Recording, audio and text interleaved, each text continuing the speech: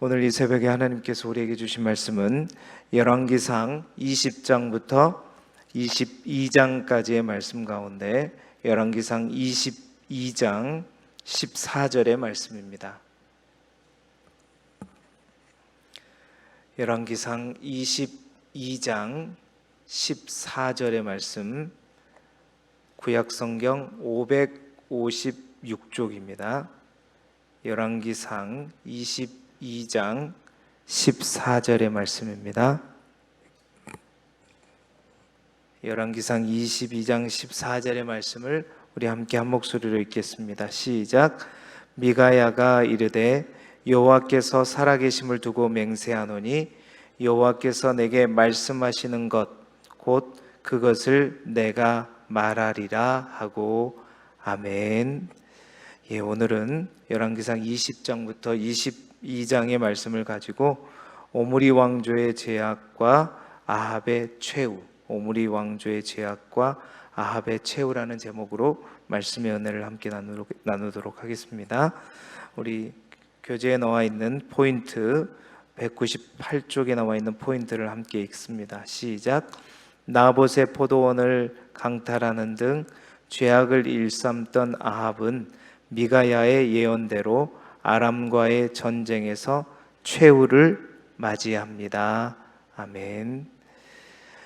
오므리 왕조의 아합 왕에 관련된 이야기가 계속되고 있습니다. 아합 왕은 북이스라엘의 어떤 왕보다도 더욱더 악하고 또 여로보암의 길로 갔던 왕 중에 한 사람이었습니다. 하나님은 그러한 아합을 돌이키기 위해서 엘리야라고 하는 선지자를 보내셨지만 아합과 그의 아내 이세벨은 끝까지 그의 완악함을 버리지 않았죠. 갈멜산에서 아합과 바알과 아세라 선지자를 850명을 다 처단하고도 죽음의 위기 속에 도망하던 엘리야는 우리가 보았던 말씀대로 로덴 나무를 거쳐서 하나님의 산 호렙에 이르러서 세미한 소리 가운데 하나님을 만나고 하나님으로부터 그때 세 가지의 사명을 부여받게 됩니다. 열왕기상 19장 15절부터 17장까지에 있는 말씀에 보게 되면 첫 번째 하사엘에게 기름을 부어서 아람의 왕이 되게 하는 것, 그리고 두 번째는 님시의 아들 예후에게 기름을 부어서 이스라엘의 왕이 되게 하는 것, 그리고 세 번째는 사밧의 아들 엘리사에게 기름을 부어서 자신을 대신하게 하는, 그래서 사명은 그것이었어요. 기름 붓는 자리, 그러니까 기름을 붓는다는 것은 리더를 세우는 자리, 그리고 영적인 영향력을 주는 그러한 자리에 나아가라는 사명을 엘리야에게 하나님께서 주시게 되죠.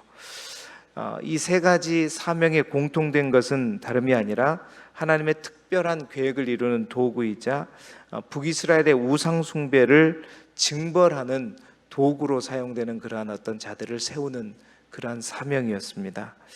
그 사명을 받고 이제 하나님께서는 엘리야에게 이런 말씀을 하시잖아요. 우리가 잘 아는 말씀대로 이제 열왕기상 19장 18절에 있는 말씀대로 내가 이스라엘 가운데 바알에게 무릎 꿇지 않고 또한 바알에게 입맞추지 않는 7,000명을 내가 남겨두었다라는 약속을 해주시잖아요. 그리고 그 약속을 듣고 엘리야는 곧바로 이제 자신을 대신할 엘리사를 만나러 가게 됩니다. 그리고 오늘 이제 우리가 읽게 될 본문 20장으로 넘어오게 되는 것이죠. 그래서 20장부터 22장은 이 사건 이후에 이제 아합과 아람의 벤하닷과의 전쟁의 기사가 나오게 됩니다. 그래서 20장에는 아합과 북이스라엘과 이제 아람과의 이제 1차전, 2차전 두 번의 이제 전쟁이 언급되고 있고요. 22장에 이제 21장을 건너뛰어서 22장에 보면 이제 세 번째 아람 왕 벤하닷과의 전쟁이 기술되고 있고요. 이제 21장 중간에 있는 것은 우리가 잘 아는 나봇의 포도원과 관련된 아합의 탐욕의 이야기가 나오고 있음을 보게 됩니다.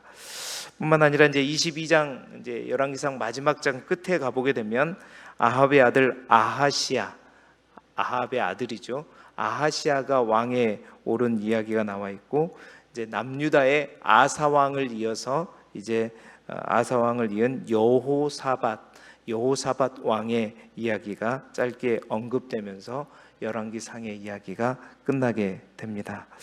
그 가운데 특별히 오늘은 하나님께서 엘리야에게 말한 그 바알에게 무릎 꿇지 않고 또 바알에게 입맞추지 않는 7천 명의 하나님께서 있다고 하셨는데, 오늘 아마도 본문 속에 우리가 읽을 20장부터 22장까지에 등장하는 사람들 중에 아마도 그 7천 명들 중에 한 명일 것이다 라고 여겨지는 사람들이 등장해요. 그래서 오늘은 그 7천 명 중에 한 명일 것이라고 여겨지는 사람들의 이야기를 통해서 우리의 믿음을 다시 한번 점검하고, 우리 또한 바알에게 무릎 꿇지 않고 또한 바알에게 입맞추지 않는 그러한 믿음의 소유자가 될 수 있기를 주님의 이름으로 축복합니다. 첫 번째 등장하는 인물은 선지자 중에 한 사람입니다. 무명이에요. 선지자 중에 한 사람은 아합을 책망합니다. 그러니까 아합을 오히려 책망하고 있어요. 아람 왕 베나닷과 아합의 전투 속에 한 명의 선지자가 등장하는데요.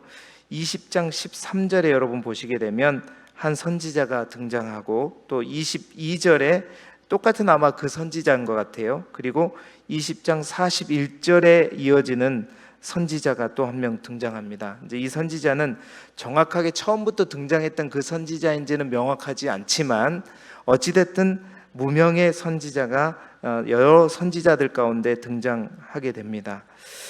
그 당시 여러분, 이스라엘의 패권은 사울과 다윗 시대 때는 블레셋이 이스라엘 지역의 패권을 갖고 있었습니다. 그러나 이제 솔로몬과 다윗 시대에 이제 이스라엘이 그 이스라엘 전 지역을 다스리고 난 이후에는 이제 블레셋은 약화되고 블레셋이 아닌 아람이라고 하는 나라, 그 아람이라고 하는 나라가 그 지역에 힘을 발휘하고 있었을 때였습니다. 아람은 그래서 아람과 바로 경계선을 갖고 있는 북이스라엘은 아람이 굉장히 이제 거북한 존재였죠. 껄끄러운 존재였죠. 그래서 아합 왕 때 이 아람 왕이 베나닷 2세였는데 베나닷이 항복을 요구하면서 조공을 바치라고 했죠. 그래서 아합은 그냥 조공을 바치려고 했어요. 그런데 아람 왕이 갈수록 더 많은 것을 요구하게 되는 것입니다. 아합이 네가 가진 것들을 다 나에게 달라 그랬다가 네뿐만 아니라 네 신하가 가진 모든 소유와 모든 아내들까지 다 달라 이러니까 이건 아니다라는 생각이 들어서 백성들과 장로들을 모아서 이러한 사실들을 얘기하니까 백성들과 장로들이 싸우자, 우리가 언제까지 줄 수는 없다, 이렇게 결심을 하게 될 때 한 선지자가 등장한 것입니다. 한 선지자가 등장해서 아합 왕에게 이렇게 말하죠. 여호와의 말씀이 내가 이 큰 무리를 보느냐, 내가 오늘 그들을 내 손에 넘기리니 너는 내가 여호와인 줄 알리라 하셨나이다. 그러니까 이 선지자가 말하기를 하나님께서 이제 이기게 하실 것이다. 하나님께서 아합으로 하여금 이기게 하시고 이 일을 통해서 바로 이 이기게 하신 분이 바로 하나님이라는 사실을 알게 할 것이다, 이렇게 말했단 말이에요. 그래서 아합은 그 말씀을 듣고, 하나님의 말씀이죠, 그 하나님의 말씀대로 바로 싸워서 싸움터에 나아가게 되고 하나님의 말씀을 듣고 그 전쟁에서 크게 승리하게 됩니다. 자, 두 번째 다시 아람이 재정비해서 싸우러 올 때도 아람이 그렇잖아요. 아람이 그래요. 이스라엘 신이 산의 신이기 때문에 아마 그런 것 같다. 그래서 우리가 평지에서 싸우게 되면 아마도 우리가 이스라엘을 이길 수 있을 것 같다. 나름대로 병법을 준비해 갖고 왔어요. 그래서 아벡으로 와서 싸움을 겁니다. 이때도 역시 하나님의 사람이 내가 이 큰 군대를 다 내 손에 넘기리니 너희는 내가 여호와인 줄 알리라. 그러니까 이때는 너희는 내가 여호와인 줄 알리라. 그러니까 아합뿐만 아니라 저 아람에게도 그냥 산지의 신으로만 알고 있던 그들에게도 진짜 신이 누구인지를 알게 하리라. 이때 여러분 이 아람의 군사가 몇 명이냐면 12만 7천 명이었어요. 엄청난 군대이죠.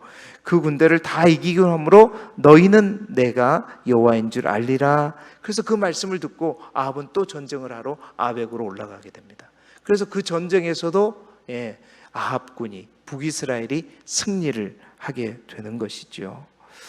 여러분, 하나님은 그 악한 아합조차도요, 보십시오, 하나님의 말씀에 따라 순종하니까 어떻게 하셨어요? 이기게 하시죠. 그러니까 하나님께서 이제 하나님이 누구이신지를 그래서 그 전쟁을 통해서 하나님이 누구이신지를 알기를 원하셨지만 아합의 마음은 전혀 하나님께로 돌이키지 못합니다. 하나님께서 분명히 이것을 통해서 내가 여호와인 줄 알리라 그렇게 말씀하셨지만 아합과 이세벨의 마음은 전혀 하나님께 돌이키지 않죠. 뿐만 아니라 2차 전쟁 때는 이제 베나단까지 완전히 포위해서 베나단까지 죽일 수 있는 기회가 왔거든요. 그럼에도 불구하고 베나닷이 자기 생명을 살려달라고 했을 때 베나닷의 청을 거절하지 못하고 살려주게 됩니다. 그때 이제 선지자 무리 중에 또 한 사람이 등장을 하게 돼요. 그래서 여러분 생각나십니까? 나단이 다윗을 책망할 때 어떤 이야기를 하나 들고 와가지고 이 사람이 바로 당신입니다 이렇게 얘기했던 것처럼 이 선지자 중에 한 사람이 이제 다른 선지자에게 나를 좀 치라, 여호와의 말씀이 나에게 임했다, 나를 쳐라. 근데 어떻게 칠 수가 있어요? 하나님이 말씀했다고 어떻게 생사람을 칠 수가 있어요? 안 치고 돌아가는데 너는 하나님의 말씀에 순종하지 않았기 때문에 사자에게 먹혀 죽게 되겠다. 그 다음에 또 한 사람이 왔을 때 하나님이 나에게 말씀하셨다, 나를 치라 그랬을 때 그 사람이 쳤단 말이에요. 그래서 얼굴이 밤탱이가 돼가지고 얼굴을 가리고 나서 길에서 기다리다가 아합을 만나게 되죠. 아합을 만나서 아합이 이제 아합에게 도움을 요청하면서 아합에게 얘기를 걸면서 이 얼굴에 있는 가린 것들을 딱 벗었을 때 그 아합이 이 사람이 누군지를 알았잖아요. 한 명의 선지자. 그러니까 그 한 명의 선지자가 처음부터 등장했던 그 선지자로 이제 여겨지지만 뭐 정확하지는 않지만 선지자로 알게 되었다고 성경은 기록해요. 그러면서 이제 왜 하나님께서 너에게 맡긴 베나닷을 죽이지 않았느냐, 그래서 그 베나단의 목숨이 너의 목숨이 될 것이다 라고 예언하게 되는 것이죠. 여러분, 그러면서 이 한 명의 선지자는 무소 권력의 소유자였던 아합을 오히려 주의 말씀을 가지고 책망을 하게 됩니다. 그러니까 이런 사람, 바알에게 무릎 꿇지 않고 또한 아합에게 무릎 꿇지 않고 입맞추지 않는 7,000명 가운데 한 사람 한 사람들이 이 가운데 있었다는 거죠. 그 한 사람의 이야기를 해 주는 것입니다. 여러분, 아마도 아합은 그럴 수 있어요. 12만 7천 명을 다 죽이고 한 사람 베나닷을 살렸는데 그것이 뭐 얼마나 큰 불순종입니까? 라고 생각할 수 있지만 여러분, 하나님의 율법 앞에는 맞습니다. 12만 7천 개를 다 행하고 하나를 행하지 않아도 그것은 순종이에요, 불순종이에요? 불순종입니다. 이게 율법이에요. 그래서 율법 앞에 우리의 순종은 결코 순종일 수가 없어요. 불순종일 수밖에 없어요. 그래서 누가 오셔야 돼요? 예수 그리스도가 오셔야 됩니다. 그러니까 예수 그리스도가 아니고서는 하나님 앞에 의롭다 할 수 있는 사람이 아무도 없다는 거예요. 12만 7천 개를 하고도 하나를 하지 않으면 그것은 율법 앞에 불순종이기 때문입니다.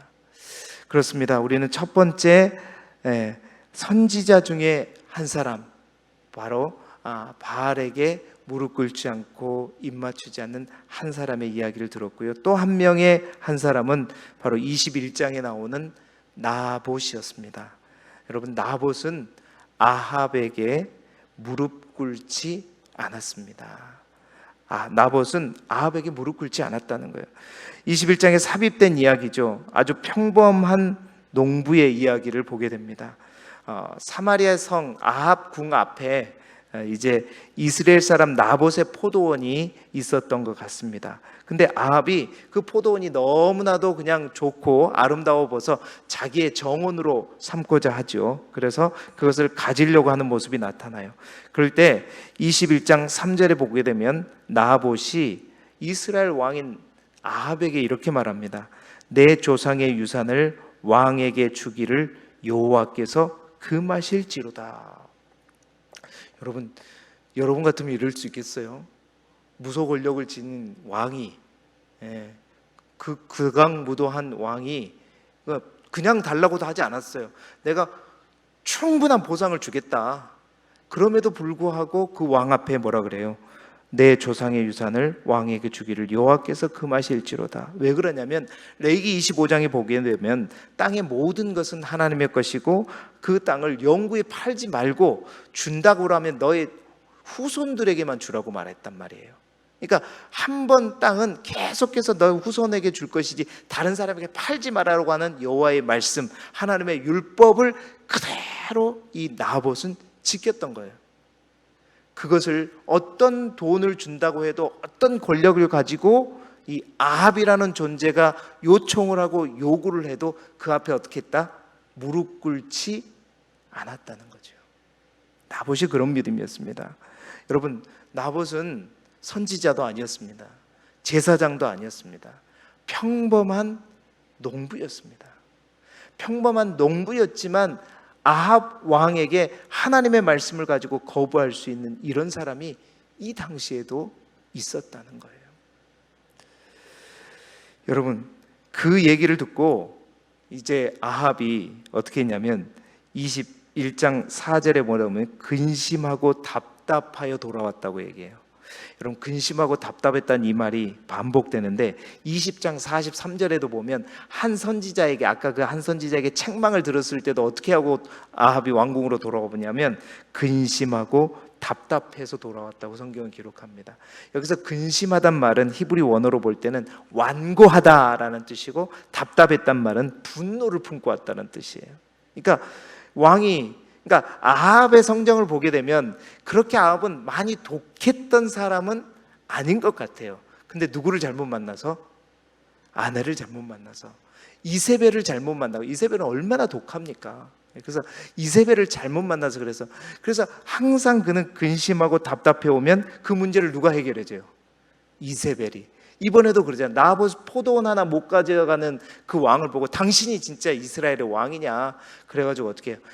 아합의 이름으로 편지를 써가지고 이 나봇을 하나님을 모독하고 왕을 모독한 죄를 덮어 씌워가지고 돌에 맞아 죽게 만들어 버리잖아요.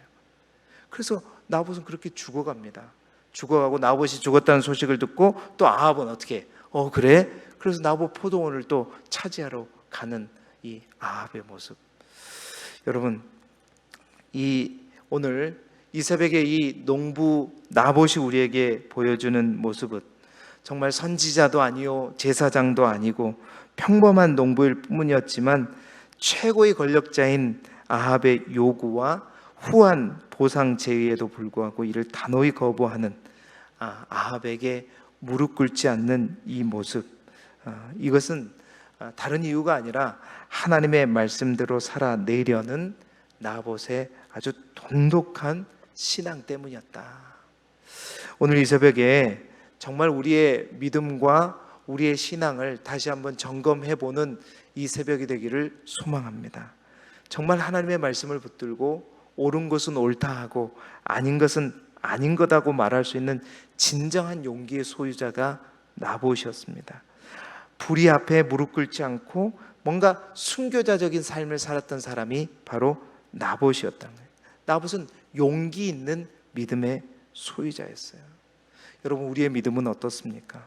우리의 믿음은 너무나도 쉽게 주저함 없이 어떤 권력 앞에, 또한 돈과 물질 앞에 우리는 쉽게 무릎 꿇어버리죠. 이 시대의 바알은 뭐예요? 만몬이죠.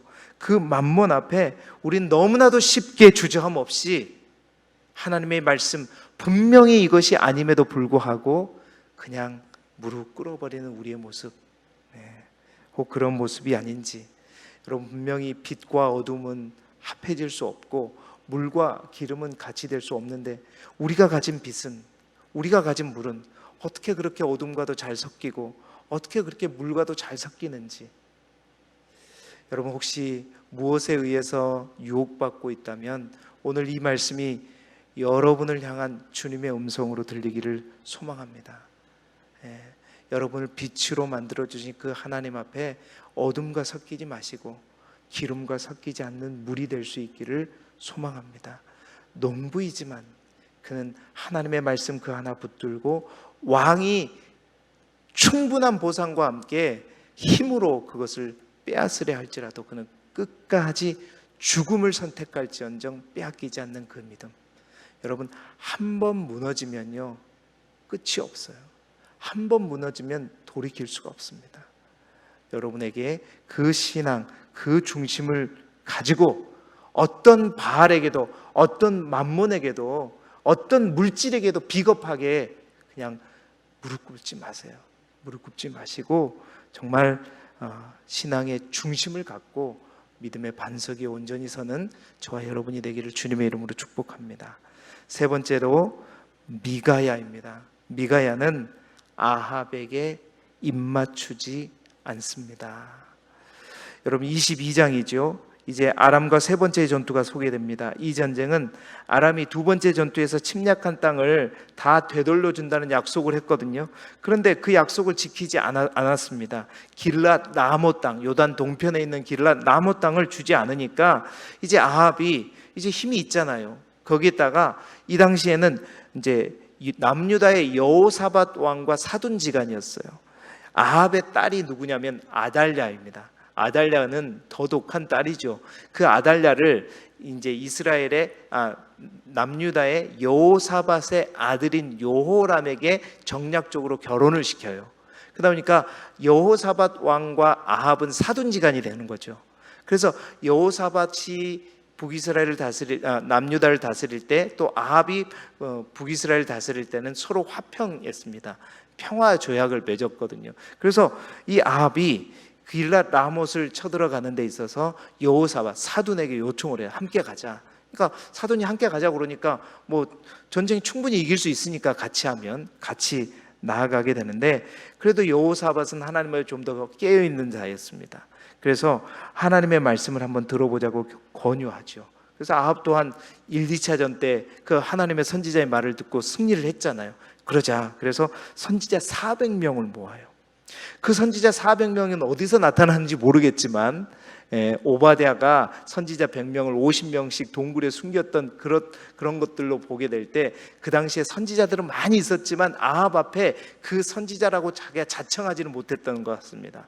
850명의 바알과 아세라 선지자가 죽었음에도 불구하고 선지자가 또 400명이 있어요. 그 선지자 400명을 불렀는데 그 선지자 400명이 다 똑같이 입을 맞춰서 뭐라고 말하죠? 올라가소서, 주께서 그 성읍을 왕의 손에 넘기시리다 말해요. 그러니까 너무나도 똑같은 답을 하니까 여호사밧이 좀 이상하죠. 혹시 다른 선지자는 없냐? 그랬더니 아합이 얘기합니다. 미가야라고 하는 선지자가 있는데 그는 항상 나한테 좋은 일을 이제 예언하지 않고 흉한 일만 예언해서 나는 정말 걔를 미워한다라고 얘기하는 거예요.